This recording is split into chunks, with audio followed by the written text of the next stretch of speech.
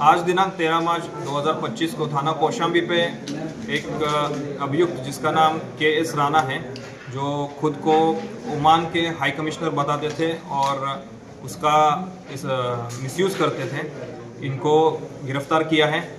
जब इनके साथ अधिक गहनता से पूछताछ की गई तो कुछ चीज़ें सामने आई, जिसमें ये जो के.एस. राणा है ये एक एनजीओ के लिए काम करते हैं जिसका नाम इंडिया जीसीसी ट्रेड काउंसिल है। उस एनजीओ के द्वारा इनको एनजीओ में एक ट्रेड कमिश्नर का पद दिया गया था। उसी पद का मिसयूज़ करके वो खुद को हाई कमिश्नर ऑफ ओमान बताने लगे और फर्जी दस्तावेज बना के, लेटर बना के प्रोटोकॉल के लिए अलग अलग जगह पे भेजने लगे।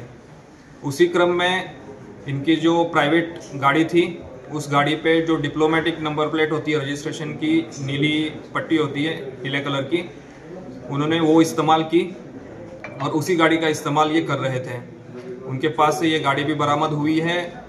जो फर्जी दस्तावेज इन्होंने प्रोटोकॉल पाने के लिए गाज़ियाबाद में भेजा था, मथुरा में भेजा था, फरीदाबाद में भेजा था, वो भी बरामद हुए हैं।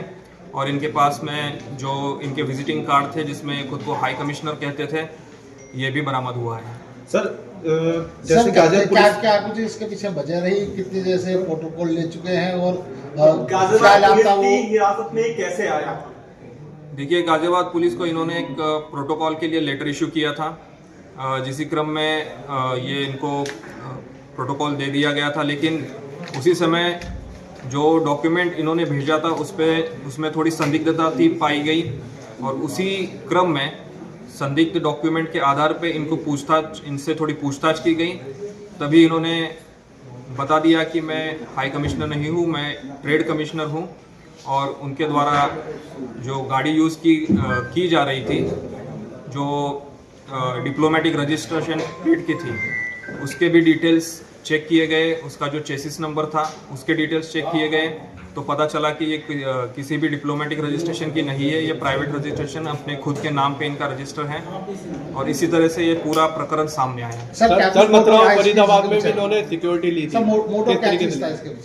देखिए, इन्होंने इससे पहले फरीदाबाद में भी और मथुरा में भी प्रोटोकॉल लिया है और इनके इस सारे प्रकरण के पीछे जो मोटिव रहा है वो प्रोटोकॉल पाना और जो सरकारी सुविधाएं होती है बहुत आसानी से मिल जाती है फर्जीवाड़ा करके, और ये पाने के लिए ही इन्होंने ये सब किया है। इनका सर प्रोफाइल क्या है? इनका प्रोफाइल ये इससे पहले 4 यूनिवर्सिटी में वीसी वाइस चांसलर रह चुके हैं, 2 यूनिवर्सिटी में ये एसोसिएटिंग वीसी रहे हैं और उसके बाद इन्होंने मिनिस्ट्री ऑफ एनवायरनमेंट में एज एक्सपर्ट एडवाइज़र काम किया है। और उसके बाद ये